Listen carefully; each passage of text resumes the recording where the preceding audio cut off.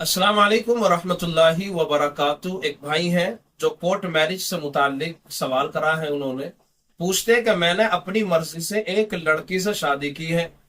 मैंने वालिदैन को बहुत मर्तबा कहा था कि इस लड़की के वालिदैन के पास निकाह का पैगाम लेकर जाए, मगर वो नहीं गए।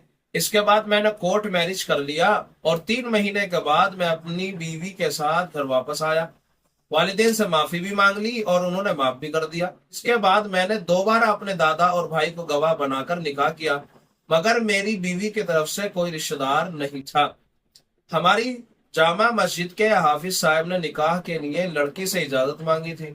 सवाल ये कि क्या निकाह दुरुस्त हो गया या नहीं? बराए करम इस बारे में सही जवाब दीजिए। देखिए, कोर्ट मैरिज के सिलसिले में, यानी इन्होंने पहले कोर्ट मैरिज किया, उसके बाद जामा मस्जिद के हाफिज साहब से निकाह पढ़वाया, तो दो चीजें हो गई, दो निकाह हो गए। एक निकाह कोर्ट मैरिज की शक्ल में, दूसरे निकाह जामा मस्जिद में। अब ये है कि कोर्ट मैरिज में जो इन्होंने निकाह किया है, अगर शरई गवाहों की मौजूदगी में किया है, वहां शरई गवाह मौजूद थे।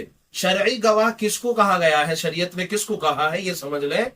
शरई गवाह कहा है उसको कि जो मुसलमान हो, आकिल हो, बालिग हो और आजाद हो।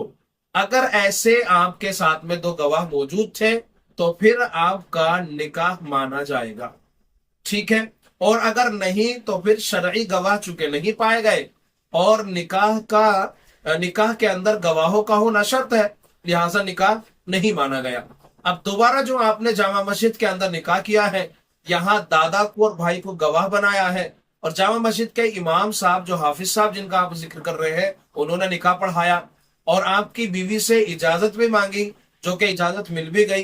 तो अगर पहला वाला शरई गवाहों की मौजूदगी में नहीं हुआ था, तो ये अब दूसरा वाला जो जामा मस्जिद के अंदर पढ़ाया गया है, निकाह मुनक्किद हो जाएगा, यानी निकाह सही हो जाएगा।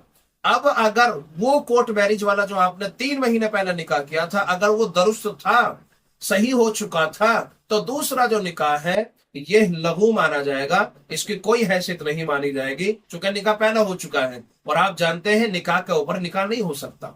लिहाजा अगर पहला वाला हो गया था तो दूसरा वाला कल अदम करार दे दिया गया, और अगर दूसरा वाला हो गया था तो पहला वाला खराब मान लिया गया। जैसे कि आप कह रहे हैं कि गवाह अगर वहां नहीं पाए जा रहे थे शरई गवाह, तो दूसरा वाला मुअतबर हो जाएगा।